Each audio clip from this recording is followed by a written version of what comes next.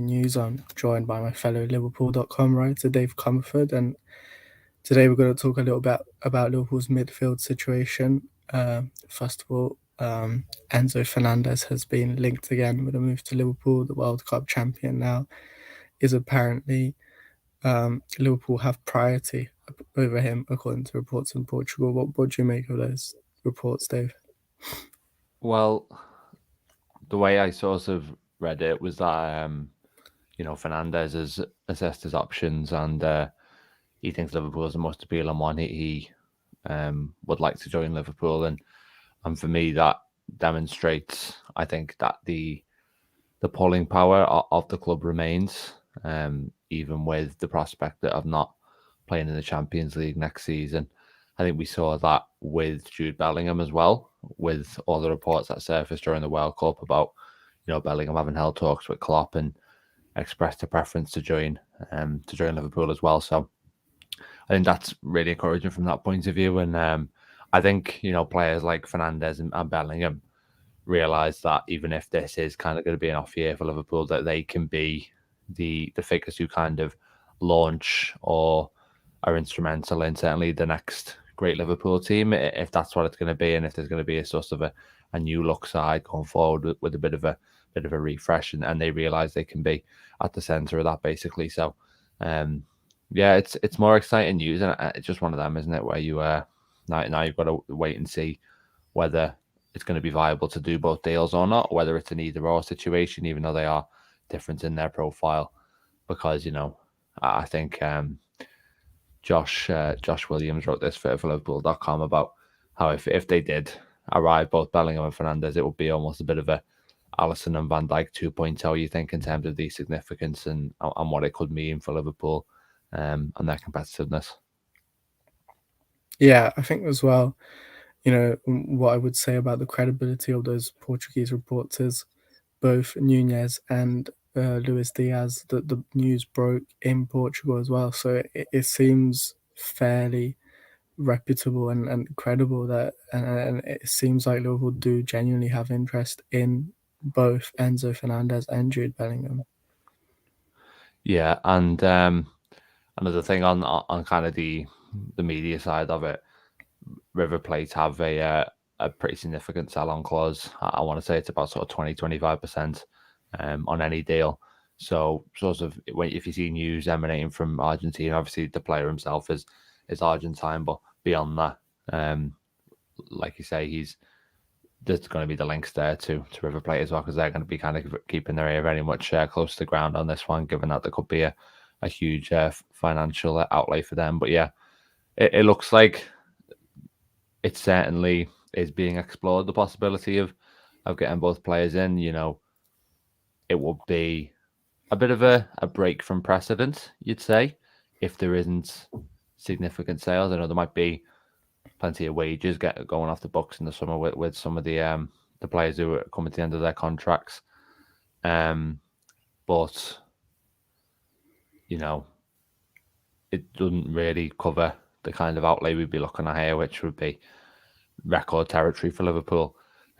So if it is possible, and if it does happen, then you'd have to say that it's a product of a wake-up call, basically, that we've seen this season, and that would almost be a bit of a change in policy. But I don't think we can get too carried away at this stage, certainly based on Liverpool's track record. But it's definitely one of them.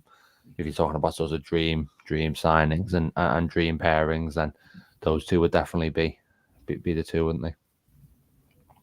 Absolutely, and I think like you say, we can't get carried away, but I think signing at least two midfielders, either in January or in the summer, so one in January, maybe one in the summer, or maybe two in January or two in the summer, I think that's an absolute necessity for Liverpool. And someone else who has been linked is Sofyan Amrabat, and maybe perhaps he'd be a little cheaper, and maybe we could see Liverpool, going for one of those premium targets in Fernandez or Bellingham, and someone just a little bit less of a higher value. That's probably what I'd expect, and I also think that the odds are Fernandez and Bellingham are going to be off the table for January, probably sort of looking at the summer for those two. Liverpool probably need a midfielder before then, you'd say. So it probably would be someone kind of you describe maybe as mid-range in terms of price, kind of a more conventional Liverpool bracket, someone like Amrabat maybe.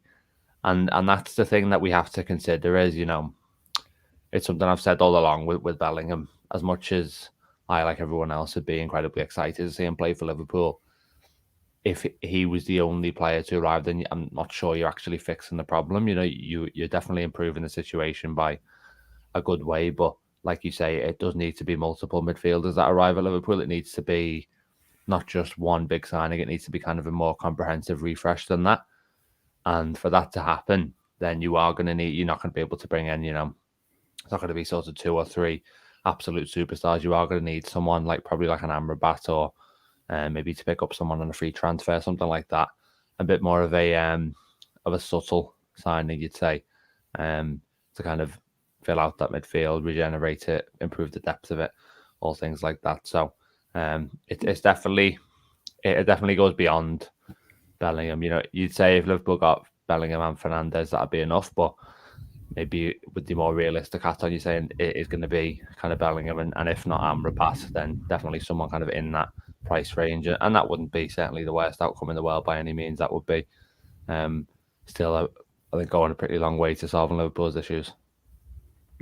Absolutely, and I completely agree with that. I think as well, we mentioned some outgoings. Liverpool have a sort of midfield weakness at the moment in terms of the lack of depth. So that's why we'd ideally like someone to come in January. But then, in the summer, there's going to be Naby Keita potentially departing, Alex Oxlade-Chamberlain, James Milner as well. You wouldn't think he'd be extending his deal, although you wouldn't put it past him, but maybe he'd be staying on and playing somewhere else rather than Liverpool. So that's 3 midfielders going out. Yes, maybe Keita and Chamberlain haven't really been available this season, so Liverpool haven't necessarily felt what their presence would mean in terms of the depth, but James Milner certainly has featured a lot, and obviously that's another bloody pair of legs sort of departing the midfield, so that definitely increases the necessity for another addition as well.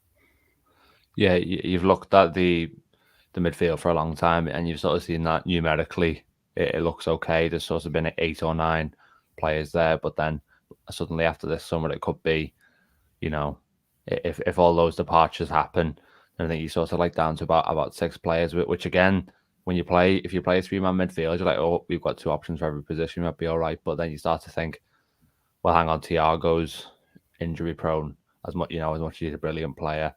Henderson is probably past the peak in his career now, it's fair to say, and he's sort of not quite as good as he used to be, and you got to be wary of that. He also suffers from injury problems from time to time.